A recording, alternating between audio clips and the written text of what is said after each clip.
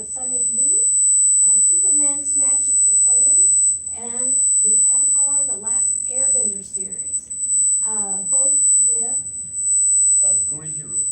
Gurihiru. Yeah. Okay. His new book is Lunar New Year Love Story, and also in 2016 he was named a MacArthur Foundation Fellow. I do want to let you know again that they'll be signing their books afterwards, and also this afternoon they will be in the Friends and Family tent from 1:30 to 2:15. Now that area is limited to 25 people so that they can have more one-on-one conversations with you. So be sure to go and get there early so that you can be included in that time for conversation. So let's give a warm welcome.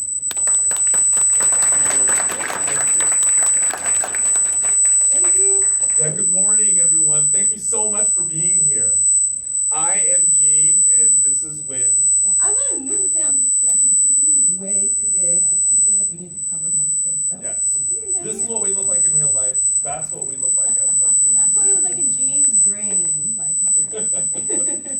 I figured what we would do with you all this morning is first tell you how each of us got started in our careers, and second, make you all do some drawing exercises. So I'm going to start. I became interested in comics when I was in 5th grade. This is what I look like as a 5th grader. Super handsome, I know. What a cutie. You look just like grade. Colby.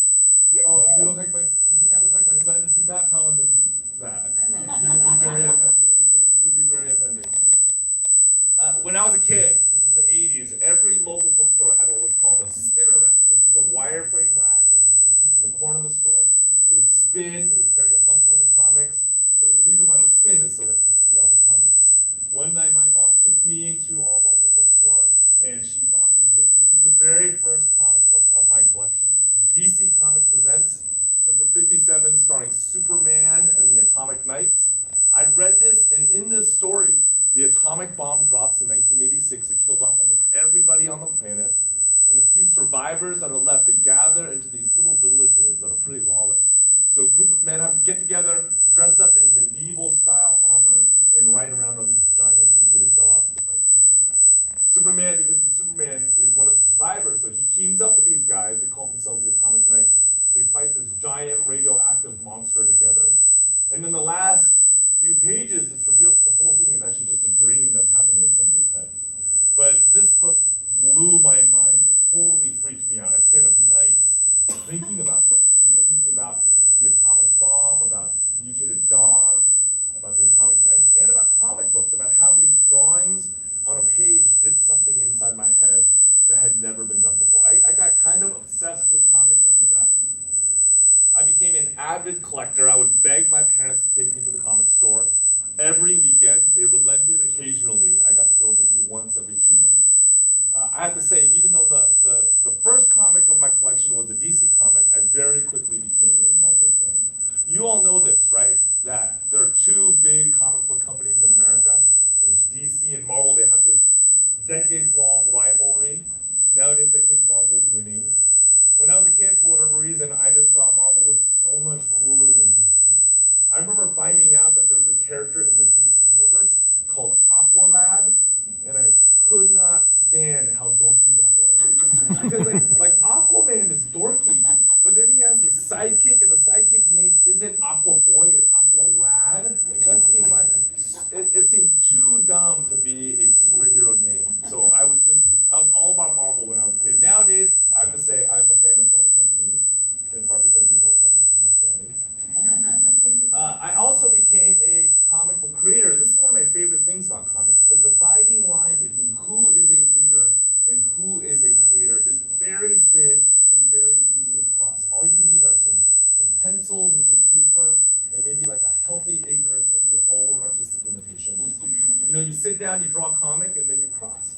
That's exactly what I did when I was in 5th grade. My best friend was named Jeremy. We would draw comics together when we were at lunch, when our more athletic friends were playing tetherball. And then we would take these original pages that we did, we'd give them to his mom.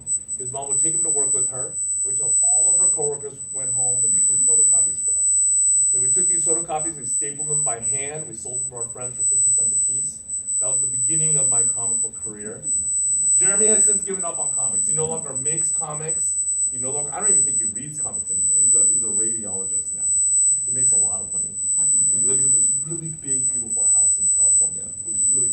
But I kept making comics. I kept making comics into my adulthood. This right here is the very first comic I did as an adult. I was in my early 20s. I wrote and drew and self-published it. A lot of fun, and that kind of set me off on my comic book career. About 10 years after this book came out, I hooked up with a company called First Second Books based out of New York. And with them, I put out my first full-color graphic novel, a book called American Born Chinese. The response to this book was well beyond anything I could have imagined. All sorts of teachers and librarians and bookstore owners and comic book fans all came out to support this book. And their support really changed my life. It paved the way for me to become the full-time cartoonist that I am today. Now, this book right here, and all the books previous to this, I had actually written and drawn myself. After this book came out, I started doing both projects that I both wrote and drew myself, and also projects where I only did the writing and I worked with other cartoonists. So, for example, I did these books right here. How many of you have seen Avatar: Last Airbender? Awesome. If you didn't raise your hand, you should feel a little bit ashamed. This is an amazing, amazing show. Probably the best show best animated show at least that America has ever produced. I had the privilege of working on the first 5 of the graphic novel continuation series. I did it with an amazing art team called Guri Hiru that are based out of Japan. There are 2 women. One does all of the pencils, the other one does all of the inks and the colors. I also do work for Marvel and DC right now. So for Marvel, I have done 24 issues of the Shang-Chi series, which is their Kung Fu superhero. And for DC, I work mostly in the Superman group. I write all sorts of Superman stories. And my most recent graphic novel series is this one right here. It's called Books of Clash. It's based on this very popular mobile game series called Clash of Clans. The first 2 volumes, the blue one and the purple one, are already out. The green one is going to be out in May, and we have 8 of these planned. So it's been fun. These are also drawn by somebody else. They're drawn by an art team headed up by a guy named Les McLean, super spectacular artist. I've just been really lucky with the partners that I've gotten to work with. And I'm probably the luckiest with my most recent collaboration, Lunar Love Story, because I got to work with Caldecott Honor-winning illustrator LeUyen Pham. He likes to end it that way because then, I sound so good, he sounds so great, he's such a nice guy, yada, yada, yada. Whatever. Yes, I'm LeUyen Pham. You can just call me Win if you'd like to. If you're this short or shorter, you can call me Winnie. And if you're this short or short, you can call me Winnie the Pooh, and I won't get mad at you. I am primarily known as a picture book illustrator. I've done, we're clocking at, I think, 140 books this year. Probably by the end of the year, it'll be 142 books. The vast, vast, vast majority of those have been picture books. So most of you guys should know me from my picture book work. That is me, and that is me when I was about 9 years old. Look at me. Yeah, I was a pretty shy kid. You can tell by how my smile is refusing to go up. I'm turning down the corners of my mouth as I'm trying to smile. That was pretty much me growing up. I came from Vietnam. I was born in Vietnam during the war. Yes. For those of you who are too small to know it, there was a war in Vietnam. For those of you who are my age, you should know it. You should be a little bit ashamed as well. If you don't, my parents came, I was 2 years old when we came to the United States. I had 2 older brothers and an older sister, and then I had 1 younger brother that was born here. When we came to the United States, I knew nothing about the United States. I spent the first 3 years at home with my mom, who would tell me Vietnamese stories. We cooked Vietnamese food. She spoke Vietnamese to me all the time. We would watch Bewitched and I Love Lucy on TV. That's how I learned my English. They did not introduce me to Sesame Street like the good parents that they should have. I really just learned how to be sarcastic through I Love Lucy. So that's why I'm this wonderful person you have before me today. You can thank Lucille Ball. And when I started school, it was the first time I realized that I was really different than the other kids. Like, this is a very good profile of me, probably around the age of 9 and 10 at the same time. I had glasses, we were not very wealthy. We were pretty much on the cusp all the time, especially with 5 kids to feed at home.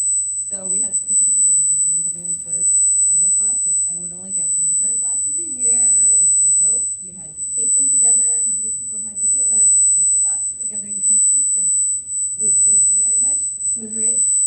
We would get 1 pair of shoes every year, and so we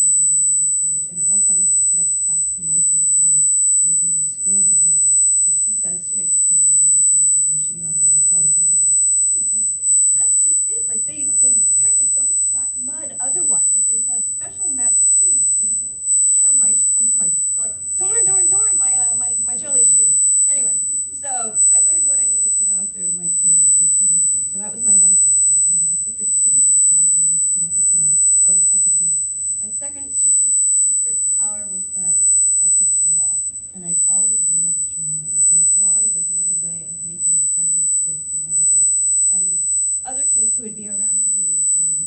I didn't know how to speak to them. I didn't know what it was they liked, but I knew that if I drew pictures, they would become my friends. So that's what I did for the longest time. Not only did I make friends with my drawings, I made money. Like, I didn't realize that kids carried around spare change in their pockets at school. I had no idea what that was like. And it turns out that if you drew a picture of Wicket W. Ward from Return of the Jedi, they would pay you 50 cents for it. And Garfield was 50 cents, and Little Twin Stars, and Rhyme Melodies, and all those Sanrio characters. And it all started because there was a girl named Candy Monroe, who was the most popular girl at my school. She had been in a Coca-Cola commercial when she was 8 years old. Just beautiful blonde hair, blue-eyed girl, just perfect. And I remember looking at her like she was a doll and wanting to be her. And in class one day, I drew her silhouette, and it's right there in the middle. And she looked over and saw it and paid me $2 for that illustration. And it's funny because years later, she contacted me and told me she still had the drawing. And she won't give it to me. Darn it. But so I became an illustrator at a very early age, got paid very early. And the other thing that was great was every year we would have a book fair at our school. And at the book fair, there would be a competition, an art competition. And if you won the art competition, they gave you money to buy books at the book fair. So my two loves all in one, right? So one year I won for the poster contest for 6th grade. And the prize for that poster contest was not only did you get some money, you got to meet a children's book author. And I got to meet Bill Peet. I don't know if any of you guys know who Bill Peet is, but do you remember, thank you. He was a Disney storyboard artist. He did a lot of those, like the Tawny Spawny Lion. He did like this old the old shorts, like 10-minute shorts. And he did a whole slew of books in the 60s and 70s. And he came to our school, and I drew a poster in his style, and he sat me down, and nobody had ever said this to me before. He says, you should really make books when you grow up. And in an Asian family, Jean, you'll understand this, in an Asian family, when you raise kids, your kids are raised to be a doctor, a lawyer, an engineer. Like, you have to fit one of those molds. An artist is not a mold. And I just never heard a grown-up ever tell me that I could become an artist. And when he said those words, I think it sort of changed the course of my life. And I went off and went to art school. I worked in animation for a short while. I quit animation and I started doing books. And that is how I came to all these books that I've done, including the Alvin Home series. Do you guys know Vampirina from TV? She's my character. It's weird to go to Disneyland and see her walking around. I'm like, that's mine. She doesn't recognize me. And then I'm the illustrator of the Princess in Black series as well. And with Shannon Hale, who's a very good friend of mine, we do the Best Friends series. There you go, right there, real friends. I tell her all the time, for the Real Friends book, all you need to do is take the freckles away and have darker skin and darker hair and the same story. It's my story too. So we were so alike in that way. And that is how I came today to work with the great Gene Yang over here. Gene and I had always wanted to be working together. We kind of came up in the world together, but he came up in the comics world and I came up in the picture book world. It took us 20 years before we finally found a project that we worked on together. Well, at this point, are there any questions that we can answer for him? Before we get started on the before we get started on the part where we made you draw. Any questions? Yes. So when do you have, I want to read this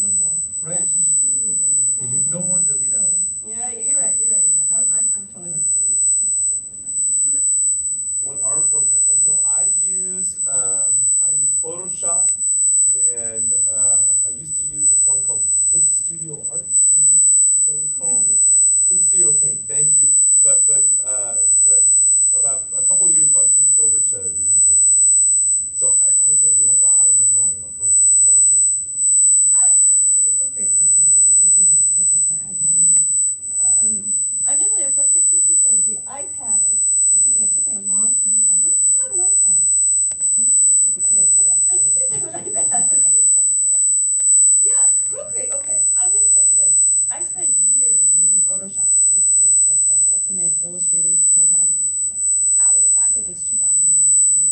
Procreate, $20, $20, and it's got everything that Photoshop can do and more. So, parents, if you want to cultivate future artists, invest $20 in this program. That's my son, isn't he cute? I don't know what this is. Let's see. Oh, how do I do this? How do I go my screen? Can it mirror my screen?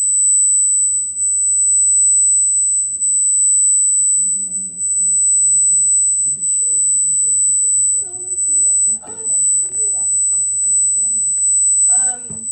So yeah, Procreate's the one that I use, and what I love about it, if any of you guys are small, like when I'm gonna say like this, like if any kids need some advice on Procreate, please let me give you advice, because I don't want you drawing on Procreate to perfection, which is the problem with people on the computer.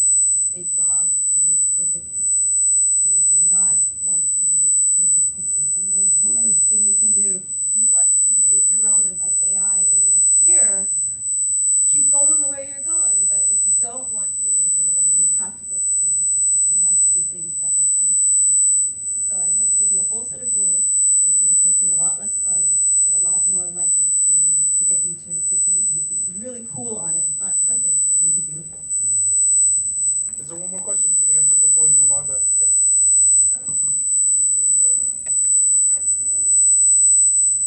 I did not go to art school.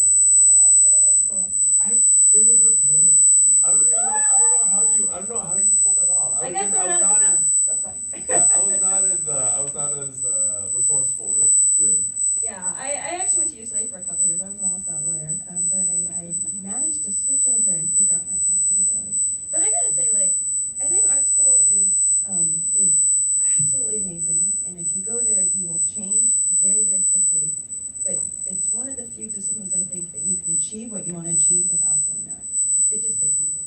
I think art school is super helpful. You know? It's helpful. Yeah, I think art school is super helpful. I studied computer science when I was in college, and I was originally gonna double major in computer science and art, but I didn't like the art program at my school, so I ended up getting a minor in creative writing instead, and that was incredibly, like, I use that creative writing minor way more than I use that computer science major now as an adult. You want to know something cute about Gene too? Like, Gene and I are both like this. Gene is like the greatest parent to his kid.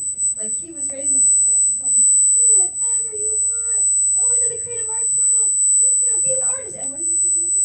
It's so annoying. It's like so annoying. Like I have a 20-year-old. He's at RIT, and he's drawn since he was a kid. So I was like, you can do art. It's okay with me if you want to go to art school. You don't want to go to art school. He goes to RIT, which is sort of like a half art school and half tech school. They have a lot of majors that are right in between both. You know, they have all these new media majors where you learn how to code and you also learn how to draw. He doesn't want to do any of those. He just wants to do pure computer science, and we've had fights about it. You know, he'd be like, you can take art classes and I will support you, unlike your grandfather with me. And he's like, nope, I just want to do computer science. And then my daughter wanted to be an interior designer for a very long time. She's 16 now. At the end of first semester, sophomore year, she comes home, she goes, I don't want to be an interior designer anymore. I want to be a doctor. So annoying. So annoying. Anything they want. What a waste of parents' time. Seriously. You know how many Asian kids want me as their dad? Dude. And how about your kids? My oldest is also, he came out of the womb, like my husband is also an artist, right? He's an amazing artist. And everyone just assumed that our kids were going to come out with a pencil clutched in their chubby little fist. My son came out with a disdain for art like nobody's business. From the get-go, we were not pressuring in any way. We did not say, oh, let's draw this. No. But what we did was we left crayons around the house. We left paper around the house. We would sketch on the table all in front of him.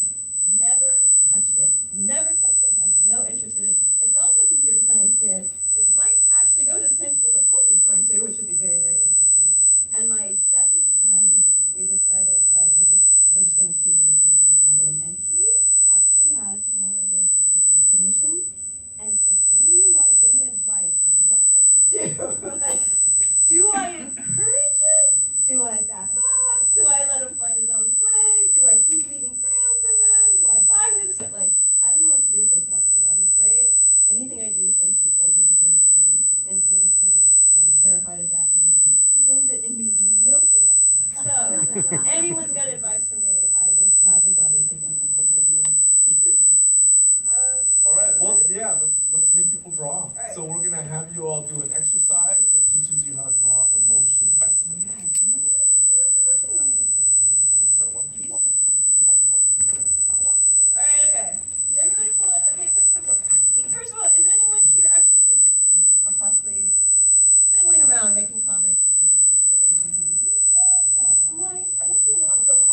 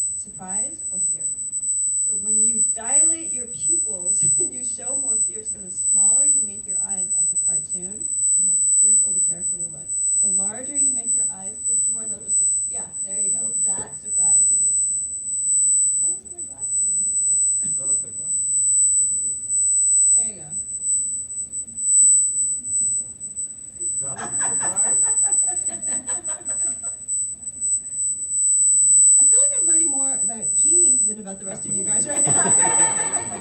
That was more surprise. That looks surprised. That looks surprised. Yeah, that's not fearful. That's surprise. Let's keep that drawing to the side and let's draw fearful. Let's see how close those two emotions can be. To be afraid of something and to be surprised. And it's a real tiny, subtle difference. But significant. Let's see what you can come up with.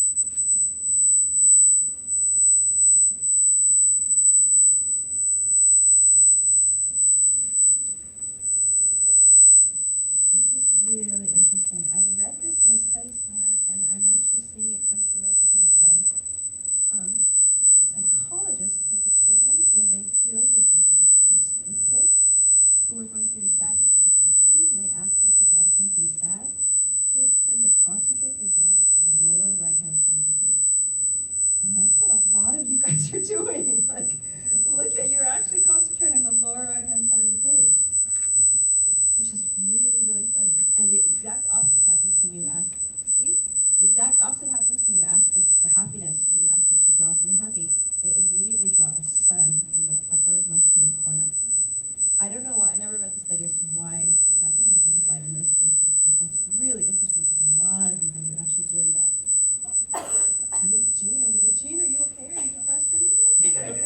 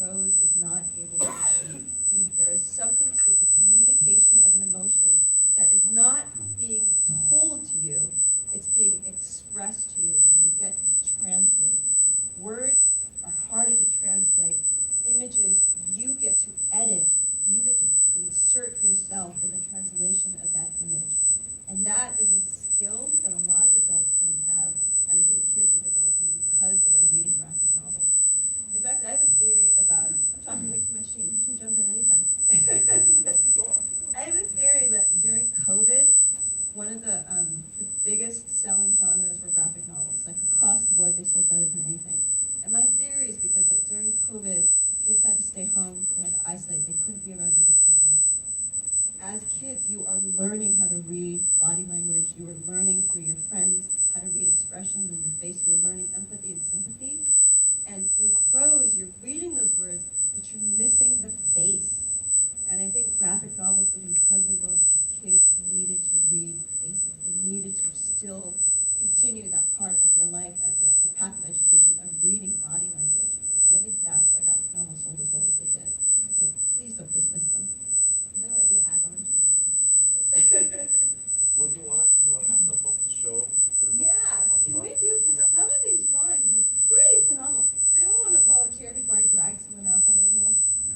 Behind you. Oh, come on up. Let's put it underneath the Elmo thing up there. Yeah. All right. And then do you want to walk through the analysis? Can you tell us your name? Oh, I'm Atticus. Atticus. Nice to meet you, Atticus. Okay, what do you guys think?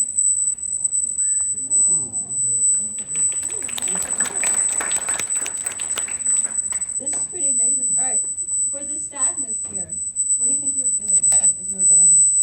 For that, I was thinking, so for sadness, I was thinking of like when you're sad, like you don't really want to like, spread out, you kind of want to huddle in on yourself and kind of just like, bring everything into yourself because like you have that weight on you. You have like that emotion that you're feeling where it's just kind of dragging you down. And I added rain because I thought it would be funny to really get the point across. So yeah, that's what I did for sadness. That's what comic artists do, right? We always add elements in. Yep. Yeah, that's good because you want your environment to express your external environment to express your internal environment. Really good. Yeah, and this is frustration. Is that right? That's great. That's great. Yeah, so you are actually doing something there where you're using time to express frustration because you actually have two different moments in a single panel. You have the moment where his hand is balled up in a fist above the I'm assuming it's the table surface. Yeah. And then the moment where he's actually pounding on it. So that's really cool. That's great. Actually, there's another thing to the frustration thing. Have you guys noticed what it is? What did she do? That made it a little different. Panel's not a square. She broke the boundary. What's it called? Is that called breaking the fourth wall in comics? No. I know.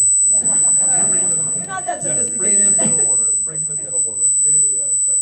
The emotion's so strong that it actually exceeds the borders of the panel. Yeah.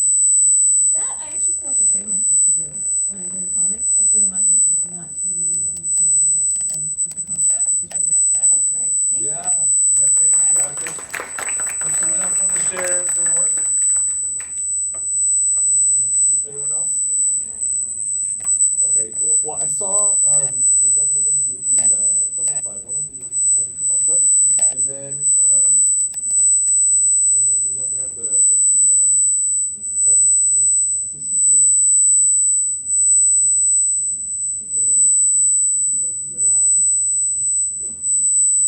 All right, tell us your name. Elena. What? Okay, so Elena, out of all of these, which one's your favorite? Wow, these were really good. I think we need to retire.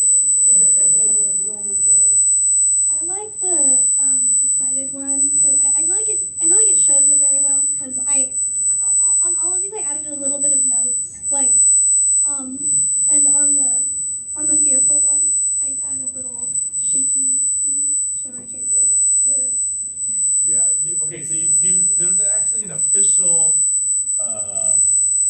term for things like this, for the symbols that go around the character, like the two triangles up there, and then you have some of these squiggly lines and the excitement lines here. Anyone super nerdy know what the official technical term for that is? They're called emanata. So you're using emanata really, really well. Like the shape of the emanata actually expresses the emotion that you're trying to draw. Yeah. Yeah, sometimes you'll see like a cloud over your head. You'll see a broken heart. All That's those right. really, that's shorthand, it's comic for I did know that term. I don't know why I forgot it out of my head. And with the excitement one I changed the eye shapes into stars.